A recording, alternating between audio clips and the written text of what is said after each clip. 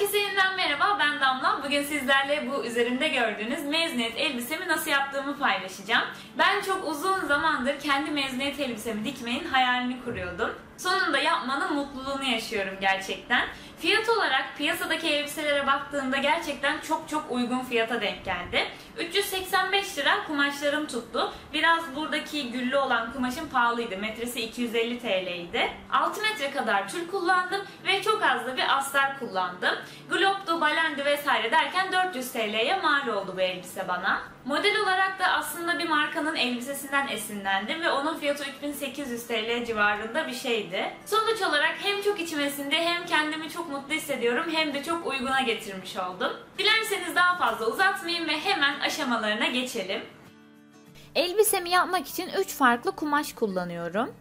Bunlardan bir tanesi yarım metre aldığım esnek astar kumaş. Diğeri 6 metre hayal tül. En boy esnek tül bulursanız daha güzel bir görüntü elde edersiniz. Bir de 1 metre böyle 3 boyutlu dantel güllü bir kumaş aldım. Direkt dantel de kullanabilirsiniz. Elbisenin üst kısmını korse şeklinde yapacağım. Bunun için internetten ücretsiz bir kalıp buldum. Onu kullanacağım. Linkini sizinle de paylaşacağım. Videonun açıklamalar kısmını kontrol etmeyi unutmayın.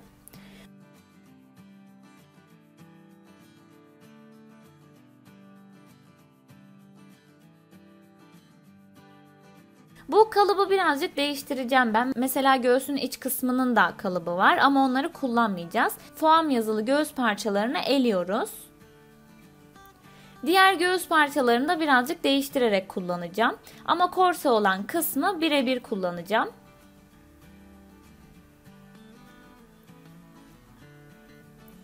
Parçaların üzerinde neyden kaç tane kesmemiz gerektiği zaten yazıyor. Ama bu gördüğünüz parçalardan sadece orta olan parça hariç diğer hepsinden ikişer tane keseceğiz.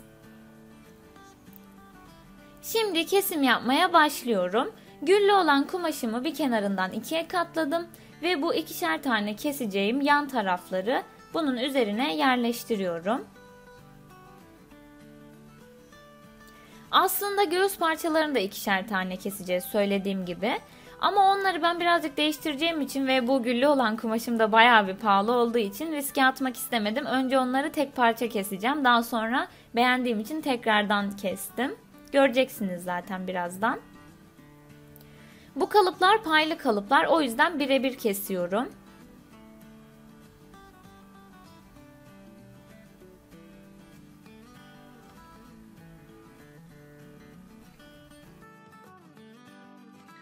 Ve yine söylediğim gibi ön orta parça tek kat olacak. Bu yüzden tek kat kumaşımda ön parçamı yerleştirdim. Ve hemen altına da göğüs parçalarımı yerleştiriyorum. Ön ortayı yine kalıbımla birebir kesiyorum.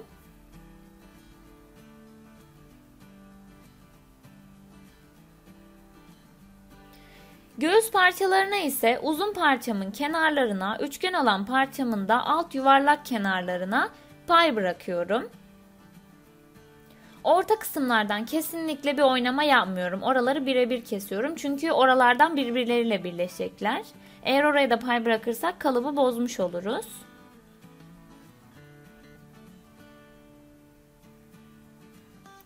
Gördüğünüz gibi paylarımı bıraktım. Buraları sonradan zaten uyduracağız, temizleyeceğiz. Hiç merak etmeyin. Kenarlarından 3-3,5 santim kadar pay bırakmış oldum ve bu benim için yeterli oldu. Bu yüzden aynı şekilde bunlardan birer tane daha kestim. Yani iki katları halletmiş oldum.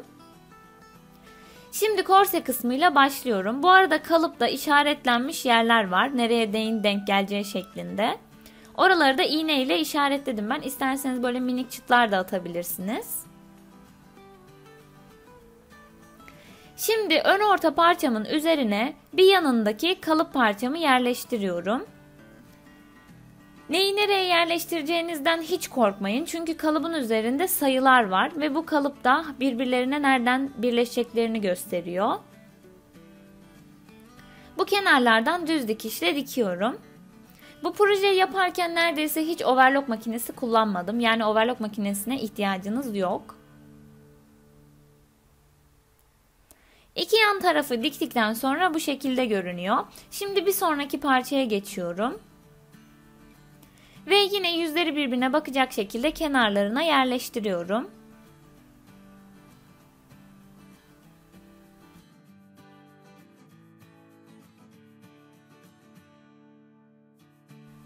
Aynı şekilde düz dikişle dikiyorum.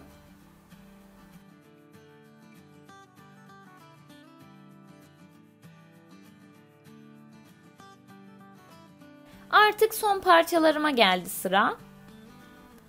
Bunları da kalıptan çıkarıp kenarlara yerleştiriyorum.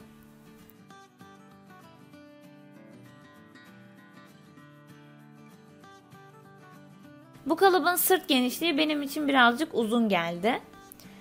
Şu anda eklediğim parçaları ucundan keserek kullanacağım. Onun dışında hiçbir yere dokunmuyorum. Siz de o şekilde ayarlayabilirsiniz. Ve bu şekilde görünüyor. Buradaki dikişlerimi ayırarak ütüleyeceğim. Kabalık yapmasını istemiyorum. Bunun için bütün dikişlere bunu uygulayacağım. Sıra geldi buralara biye eklemeye. Biyeler hem güzel görünecek hem de içerisine balen yerleştireceğiz. Hazır katlanmış koton biye aldım ben. Siz de bu şekilde bir biye bulursanız işiniz çok kolaylaşır. Tek tek biye yapmakla uğraşmak zor olur çünkü. Bu biyeler hazır katlanmış olduğu için direkt üzerine yapıştırıp kenarlarından dikebilirsiniz. Ama bana birazcık kalın geldi ve balenim de zaten ince olduğu için ne gerek var dedim. Bu yüzden daha incelterek kullanacağım. Tam dikiş aramın denk geldiği yere biyemin kenarını yerleştiriyorum. Ve bunları 2,5-3 milim kadar kenarından dikiyorum.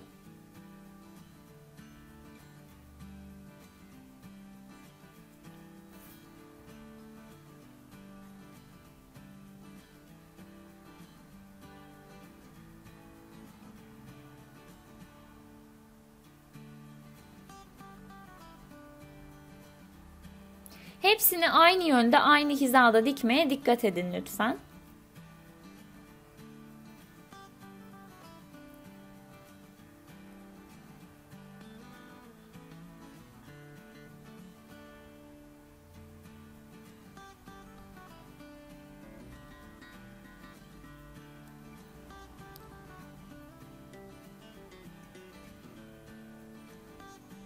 Diktikten sonra bu şekilde görünüyor. Şimdi biyemi bunun üzerine doğru yapıştırıp katlıyorum. Ve bu kenarından tekrar dikeceğim. Burada dikkat etmeniz gereken tek bir nokta var. O da balenimizin bu katladığımız kısmın içerisine sığması gerektiği. Onu hesaplayarak ilk dikişimizi atmamız gerekiyor. Bu arada ben bir kenarında dikiş görüntüsü, bir kenarında kat kenarı olsun istemediğim için iki tarafı birden düz dikişle dikiyorum. Hani daha simetrik dursun diye.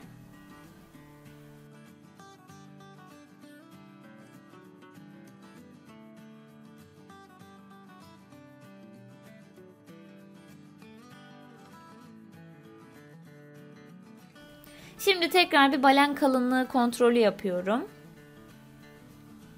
Ve uygun olduğu için devam ediyorum. Gördüğünüz gibi iki taraftan da düz dikişle diktim. Aslında orta tarafta dikiş olmadığı için ben orta kısma biye koymayacaktım. Ama sonradan çok boş göründü ve ortaya da biye ekledim. Az evvel yaptığım her şeyin aynısını yapıyorum. Sadece ortaya yerleştiriyorum. Ve bu şekilde görünüyor. Şimdi sıra geldi göğüs parçalarını yapmaya. Kalıptan biraz daha pay bırakarak kestiğim göğüs parçalarımı önüme aldım. Ve önce üçgen kısımları birbirinin üzerine yerleştiriyorum.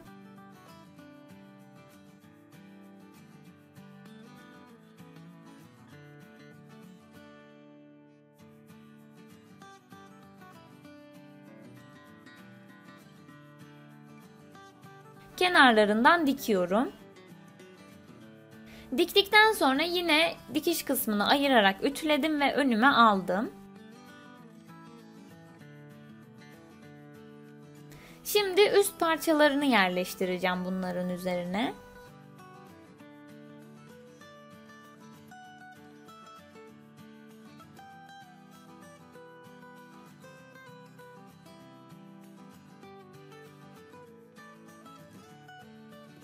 Güzelce kenarından hizalıyorum. Ve iğneliyorum.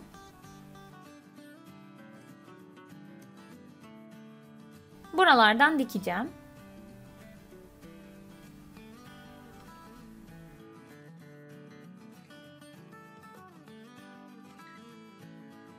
Diktikten sonra bu şekilde görünüyor. Yine buradaki dikişimi de ayırarak güzelce ütüleyeceğim. Burada üşenmiyoruz. Bütün dikişlerin arasına ütü yapıyoruz. Ütüledikten sonra bu göğüs parçalarımın tam ortasını iğneyle işaretliyorum. Ve kenarlarda böyle çirkin görünen fazlalıkları temizliyorum. Bu kısımlara fırfır yapmaya karar verdim. Fırfırım için 2 tane şerit tül kestim.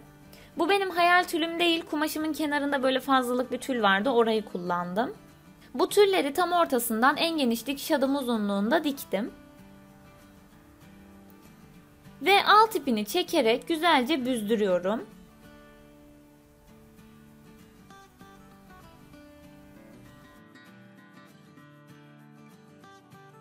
Göğüs parçamın uzunluğuna göre kısaltıyorum. Tabi bu fazla olduğu için birazcık daha kısa olabilir göğüs parçasından. Çünkü onun kenarlarını temizleyeceğiz. Fay bırakmıştık ya. İstediğim uzunluğa geldikten sonra böyle birazcık dalgalandırıyorum, döndürüyorum. Tam böyle direkt zikzak zikzak bir tül olsun istemiyorum. Biraz daha tatlı dursun istiyorum. Ve o şekilde üst parçamı diktiğim dikişin tam hizasına iğneliyorum. Burayı isterseniz düz dikişle makinede dikebilirsiniz ama ben bu fırfırın tam havada durmasını istedim, yani bir şeyle bastırılsın istemedim. Bu yüzden hayalet iple elimde dikeceğim. Yani böyle gül gibi duran kısmı bozmamaya çalışıyorum. Hayalet ip dediğim şey de bir misina aslında, dikiş misinası diyebiliriz.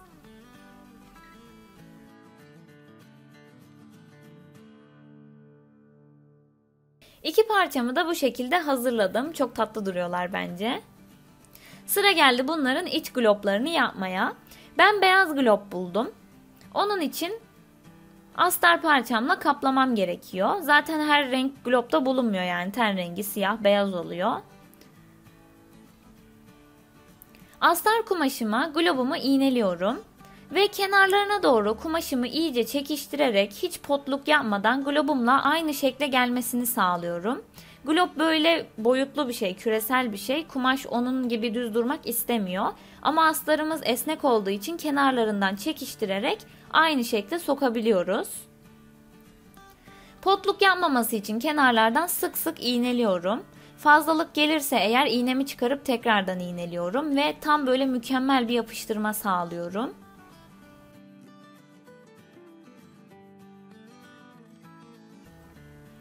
Güzelliğine ikna olduktan sonra kenarından biraz pay bırakarak kesiyorum.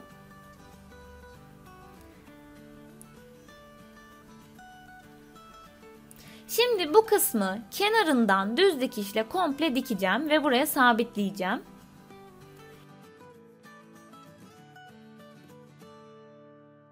Çok ortadan dikmeyin. Kenara böyle bir 4-5 milimi geçmeyin.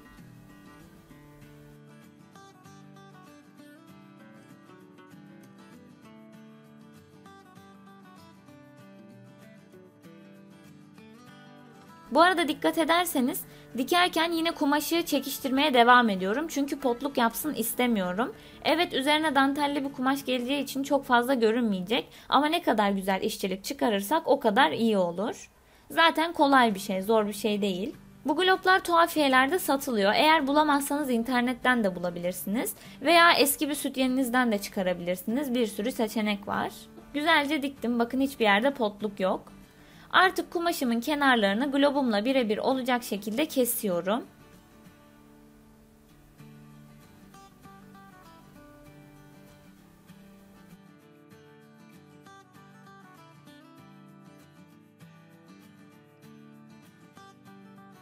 Ve bu şekilde görünüyor. Gerçekten çok temiz oldu. Artık bunun üzerine tüllü olan parçamı yerleştirebilirim.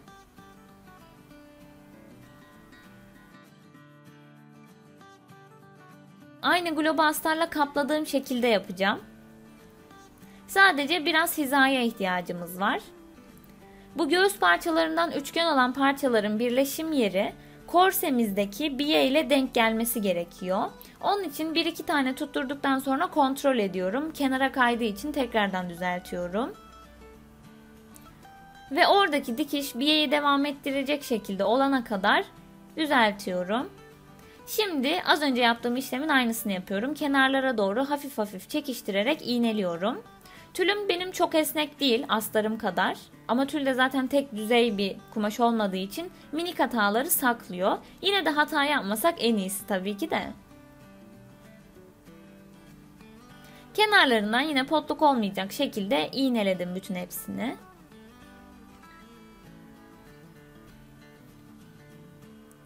Fazla pay bırakmamın sebebi de bu zaten. Globumun ne kadar olacağını tahmin edememem.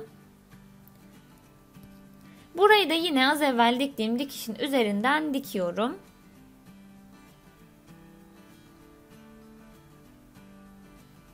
Bu arada makine iğnesi olarak 11 numara iğne kullandım bütün elbisede. Yetti bana. Esnek kumaşlarla çalıştığımız için 11 numara tercih ettim. Bütün etrafını diktikten sonra yine fazlalıkları temizliyorum.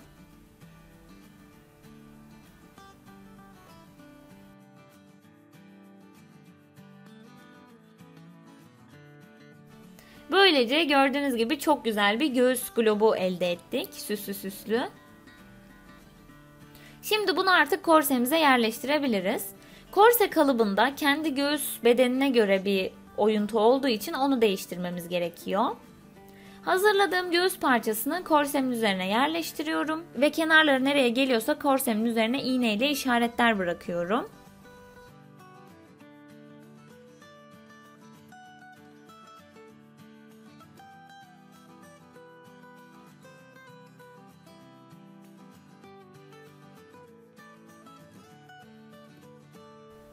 Daha sonra bu işaretlerden 1 santim uzaklıktan kesiyorum.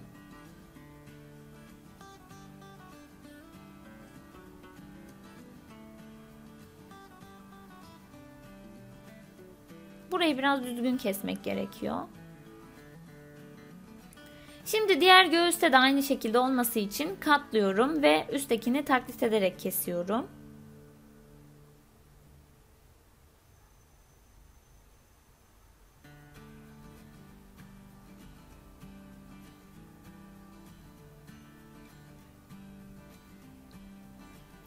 Bu şekilde oyuntularımız hazır oldu.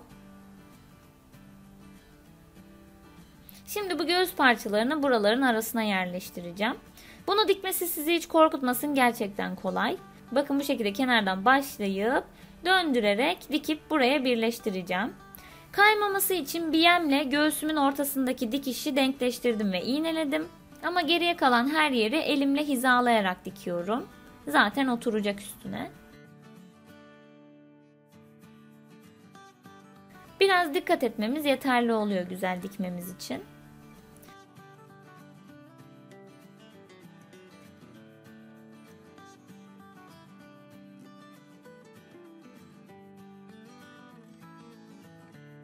Bakın 2 göğüs globumu da buraya yerleştirdim. Çok güzel görünüyor şu anda. Ama iç kısmı daha da güzelleştirebiliriz. Bunun için kenarlarına biye geçeceğim. Az evvel diktiğim dikişin üzerine biyemi tersinden yerleştiriyorum. Yani düz kısmı aşağıya bakıyor. Bu kısmı böyle çepeçevre yerleştireceğim ve dikeceğim. Bu aşamayı yapmak şart değil ama çok rahat ettiriyor ve gerçekten yaptığınızda temiz bir iş çıktığı için daha çok içinize siniyor.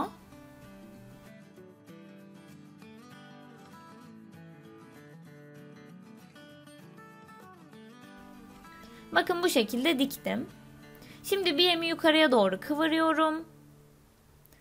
Ve açıkta kalan kenarı globumun üzerine, o attığım dikişlerin üzerine yapıştırarak kenarından düz dikişle tekrardan dikeceğim.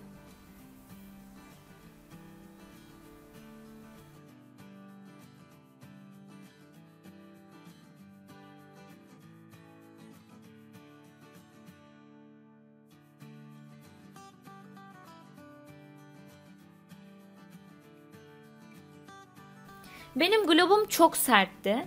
O yüzden bu işlemi yaparken birazcık zorlandım. Ama aşırı zor bir işlem değil. Sadece birazcık sinir bozuyor diyelim. Yaptığınıza kesinlikle değiyor bence.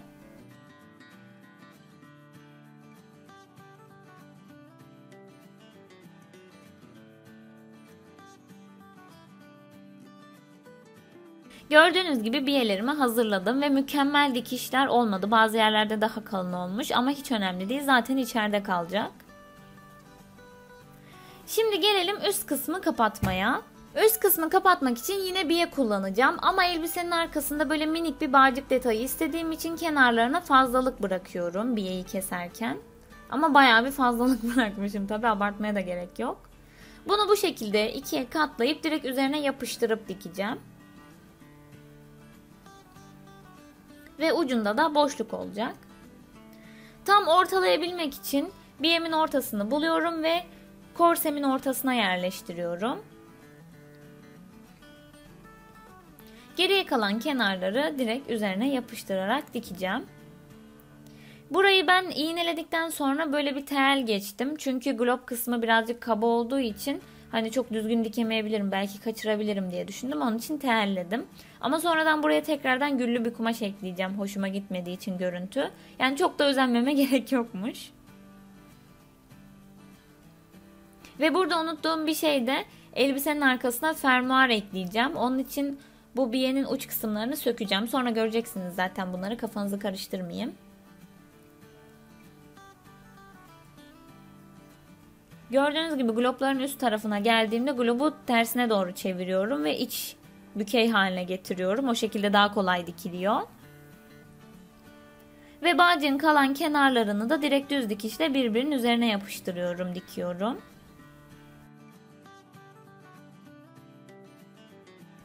Bu şekilde görünüyor. Şimdi artık üst kısımları kapattığım için balenleri yerleştirebilirim. Balen böyle yuvarlak satılıyor ama ütülediğinizde düzeliyor. Güzelce ütüledim ve biyelerimin içerisine yerleştiriyorum. Böyle bir yarım santim kadar pay bırakıp kesiyorum. Bütün biyelerime geçiriyorum.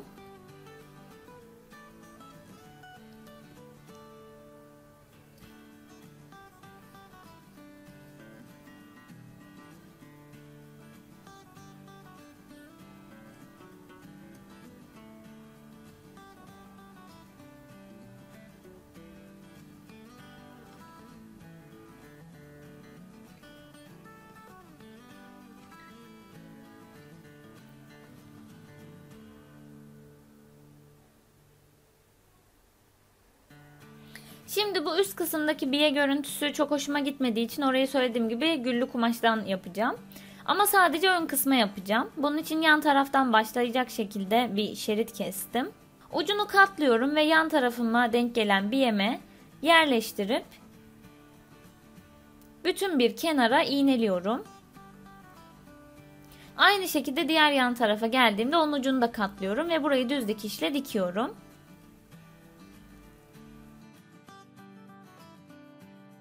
Şimdi bu kalan fazlalığı içeriye doğru kıvırıyorum ve tekrardan üzerinden düz dikiş gidiyorum.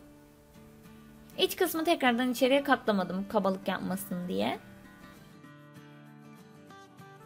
Diktikten sonra bu şekilde görünüyor. Bakın daha güzel bir görüntü oluştu bence. Şimdi gelelim bunun eteğini yapmaya. Etek için öncelikle astar kumaşımı keseceğim. 2 kat kumaşımı tekrardan ikiye katlıyorum kenarından. Kumaş kenarına bir 2,5 santim kadar fazla pay bıraktım. Ve kat kenarından itibaren bel ölçümü 4'e bölüp işaretledim. 15 santim aşağıya indim ve kalça ölçümü 4'e bölüp işaretledim. Daha sonra eteği yapmak istediğim boyu belirledim. Ben 42 santim işaretledim. Noktalarımı birleştirdim ve bu yerlerden pay bırakarak kesiyorum.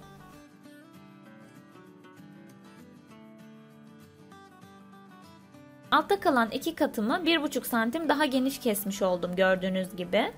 Bu fermuar payı olacak. Ön parça tek parça olacak. Şimdi bu şekilde 3 parçamı hazırladım. Bunları kenarından dikeceğim. Ama dikmeden önce güllü olan tül kumaşımdan da keseceğim birebir olacak şekilde.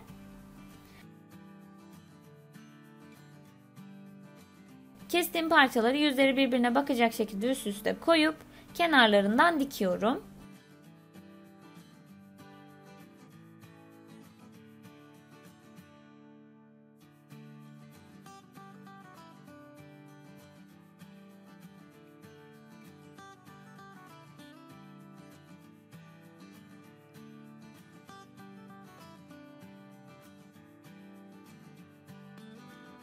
Astarımı da overlockla dikiyorum. Ama normal dikiş makinesiyle de dikebilirsiniz.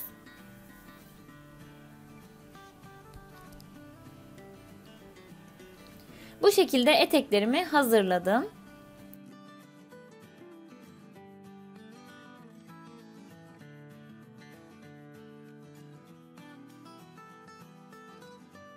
Şimdi astar parçamı düz yüzünden önüme seriyorum. Ve üzerine tüllü olan parçamı yerleştiriyorum. Ama bunları yüzleri birbirine bakacak şekilde yerleştirmiyorum. İkisinin de yüzü bana bakacak şekilde üst üste koyuyorum. Çünkü tül transparan olduğu için içerideki overlock dikişi görünebilir. O yüzden temiz kısmını kullanacağız dış yüzeyde. Bunları bütün kenarlarından iğneledim ve düz dikişle birleştiriyorum. Çünkü tek parça halindeymiş gibi düşüneceğim. Yani astarlamakla uğraşmayacağım. Şimdi eteğimin ön ortasını buluyorum ve hazırladığım korse büstiyerimi bunun üzerine yerleştiriyorum. Zaten ikisi de tam belime uygun olduğu için birebir birbirlerinin üzerine tamamlıyorlar.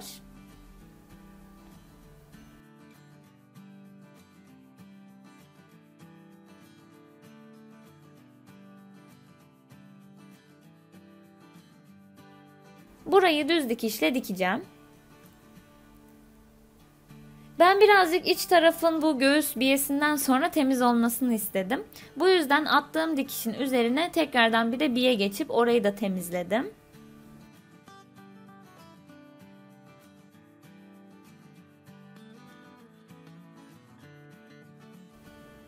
Yani bunu tabii ki yapmak zorunda değilsiniz ama çok güzel görünmüyor mu Allah aşkına? Sıra geldi arkadaki fermuarımızı yapmaya. Söylediğim gibi bu uç kısımdaki biyeleri söktüm çünkü oraya fermuar dikeceğiz. Böyle bir gizli fermuar aldım ve bunu kenara yerleştiriyorum.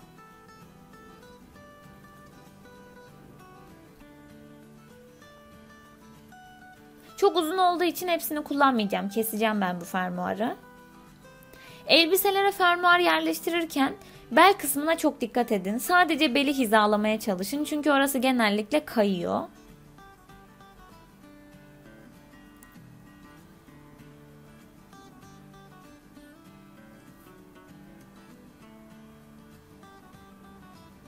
Tam bitiş noktasında işaretledim ve gizli fermuarımı dikiyorum. Eğer gizli fermuar dikmekte zorlanıyorsanız size bir tane video önereceğim. Şu anda ekranın sağ üst köşesinden çıkıyor.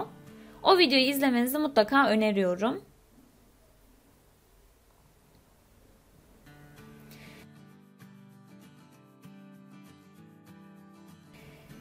Şimdi daha da temiz olsun diye düşünürken neden fermuarımın uçlarına da biye geçmeyeyim ki diye düşündüm. Çünkü elimde bol bol biye vardı. Metre işi satmadıkları için bir kutuyu almak zorunda kaldım. Fermuarımın ucundan başlayıp eteğimin ucuna kadar bütün iki kenarı biyeliyorum. Zaten ikiye katlayıp düz dikişle dikiyorum yani. Bunun hiçbir numarası yok.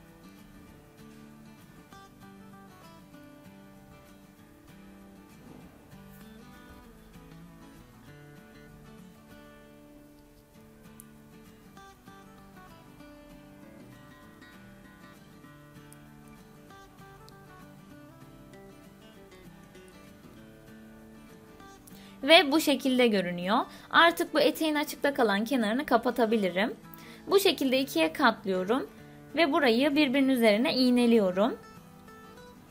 Burada dikeceğimiz dikiş, gizli fermuarı dikmeyi bitirdiğimiz dikişten itibaren başlaması gerekiyor ve etek ucuna kadar dikmemiz gerekiyor. Aynı zamanda hazır fermuarı da dikmişken bu biyemin uçlarında tekrardan içine doğru sokuşturup uç kısmı dikiyorum, kapatıyorum. Eğer bu şekilde gizli fermuarın bittiği noktadan itibaren başlamazsanız dikişe potluk yapabilir. Bunun bütün ayrıntılarını o gizli fermuar nasıl dikilir videomda anlatmıştım. Bu şekilde görünüyor. Şimdi etek ucunu kapatacağım. Astarımla beraber overlock çektim kenarına ve düz dikişle dikiyorum.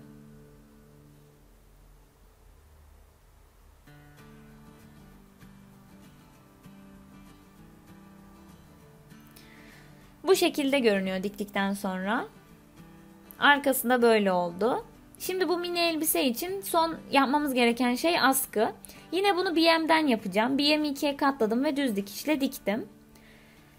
Askıları yerleştirirken burada dikkat etmemiz gereken şey glob bitimine doğru yerleştirmek. Yani globun tam ortasına falan yerleştirirseniz çok komik bir görüntü oluyor ve güzel durmuyor. Daha modern bir görüntü istiyorsanız koltuk altınıza çok yakın bir yere yerleştirmeniz gerekiyor askıyı. Arka tarafı da keza ortaya yerleştirmemek lazım. Buralardan dikip birleştireceğim. Şimdi sıra geldi artık bu uzun volanlı eteği yapmaya. Bildiğiniz üzere ben onu kemer şeklinde yaptım. Bir şerit kestim belime uygun olacak şekilde ve bunu ikiye katlayıp kenarlarından diktim. Minik bir kısımdan açıklık bıraktım ve oradan düzüne çeviriyorum. Eğer kemer şeklinde yapmak istemezseniz birazdan hazırlayacağımız volanları direkt elbisenin üzerine de dikebilirsiniz. Ama ben iki fonksiyonlu bir şey istedim. Düzüne çevirdiğim parçamı güzelce ütüledim. Ve bunun uçlarına bir kopça ekleyeceğim. İsterseniz düğmeyle, çıt çıtla vesaire birleştirebilirsiniz. Ama ben dışarıdan herhangi bir şekilde görünsün istemediğim için kopça yerleştireceğim. Ve kopçalarımı da hayalet iple dikiyorum yine görünmesin diye.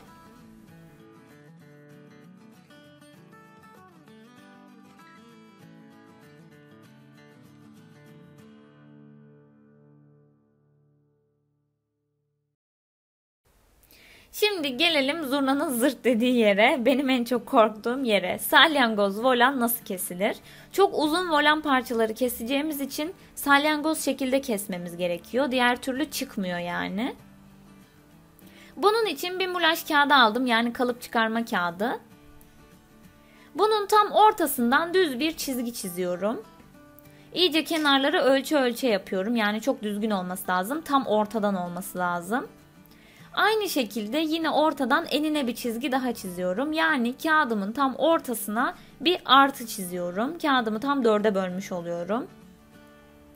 Daha sonra orta noktamdan 3 santim uzaklıkta bu çizdiğim çizgilerin üzerine işaretler bırakıyorum. Bu sabit bir ölçü. Şimdi volanı yapmak istediğim genişliği belirliyorum. Ben 12 santim yaptım. Ve bu 3 santimden 12 santim ölçüp tekrardan çizgimin üzerine işaretliyorum. Bunu bütün çizgilerimde yapacağım. Daha sonra en son koyduğum noktaya yine 12'şer santim uzaklıkta noktalar koyuyorum. Kağıdım bitene kadar.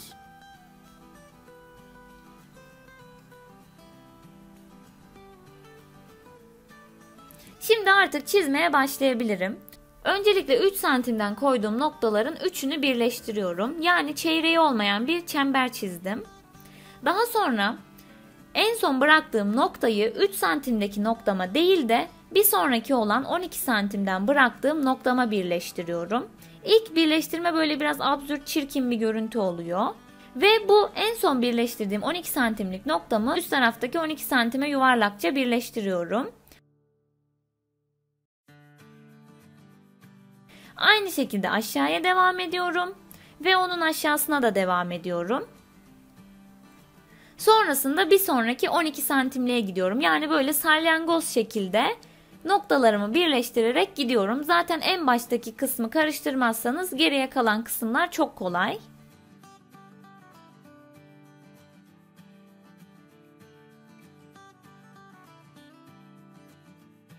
Bunu kağıtta yapmamın çok büyük bir sebebi var. Çünkü hayal tülün üzerine ben bunu çizip nasıl keseceğimi bilemedim. Çok kaygan bir kumaş zaten ve hayal tüle nasıl çizeceğim yani bulamadım açıkçası. Onun için kağıda çiziyorum.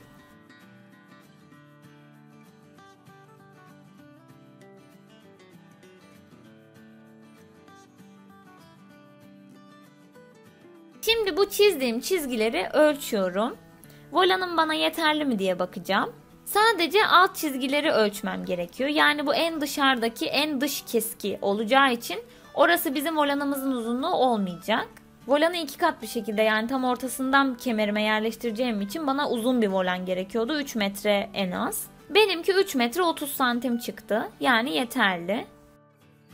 Fazlalıklarını kestim kenarlarından. Burada projede gerçekten en çok zorlandığım şeyi yaptım ve hayal tülü böyle iyice birbirinin üzerinden kaymadan çok düzgün bir şekilde kitap gibi katlaya katlaya bir panel haline getirdim. Burada şu anda 32 kat tül var.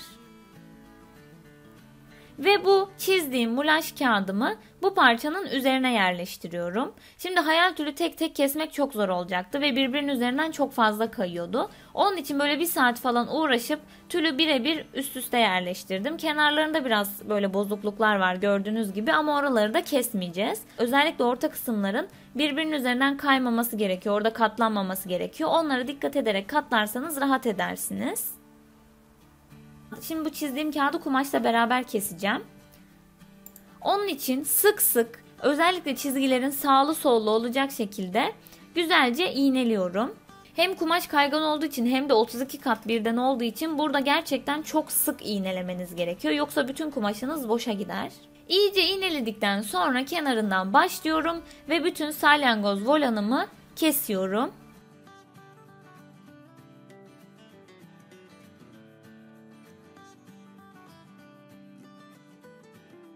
Kumaş makasıyla kağıt kesilmez, çok iyi farkındayım ama bunu başka hiçbir şekilde kesemeyeceğimi düşünüyorum açıkçası. Çünkü çok zor olur yani. Hatta imkansıza yakın olur. Kesenler nasıl kesiyor bilmiyorum ama bilgisi olan varsa yorumlara mutlaka yazsın.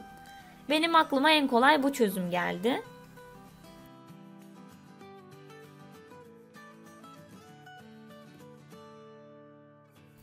Şimdi bu orta kısma geldiğimde oradaki iğrenç minik yuvarlağı almayacağız. Yatay olarak çizdiğimiz noktadan itibaren keseceğiz. Zaten o şekilde ölçmüştük hatırlarsanız. Oradaki fazlalığı çıkarıyorum, yani düz bir şekilde başlatıyorum volanımı.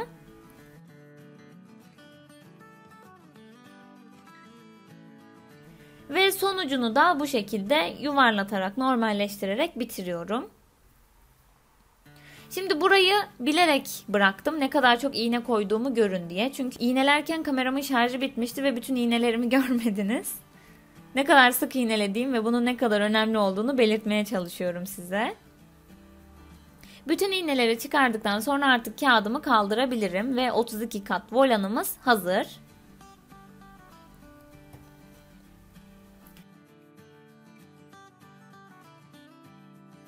Bakın bu şekilde görünüyor.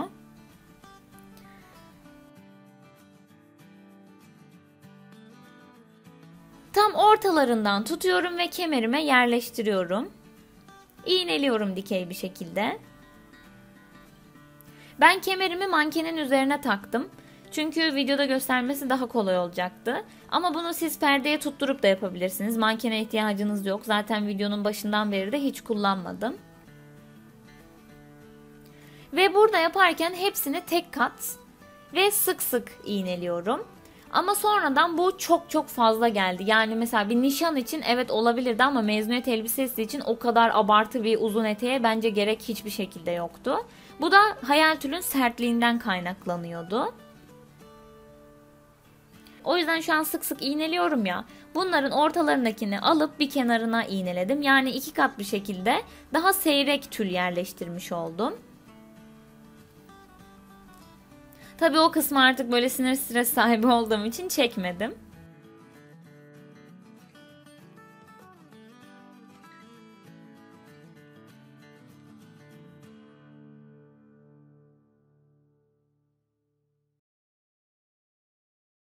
Tam bacağımın denk geldiği kısımdaki volanı biraz daha açarak iğneledim. Çünkü oradan yırtmaç görüntüsü istedim. Yani orası biraz daha ayrı dursun istedim.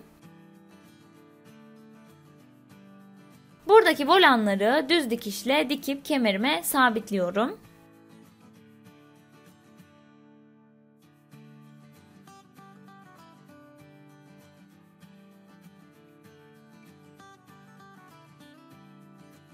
Şu anda bakın 2 kat ve daha seyrek volanlar görüyorsunuz. Bunların birbirinden ayrı ayrı parça parça durmasını istemedim. Bu yüzden hayalet iple minik minik aralardan birleştirip bütün şeklinde durmasını sağlayacağım.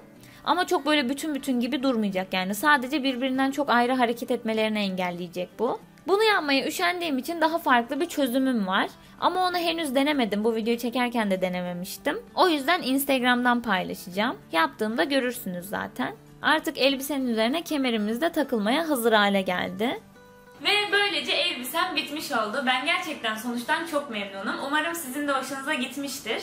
Elbise hakkındaki yorumlarınızı gerçekten çok merak ediyorum. Lütfen bana yorum bırakın, fikirlerinizi paylaşın. Benden bugünlük bu kadar. Haftaya görüşmek üzere. Eğer videom hoşunuza gittiyse beğen butonuna basmayı ve videoların devamını görmek isterseniz kanalıma abone olmayı unutmayın. Kendinize çok iyi bakın.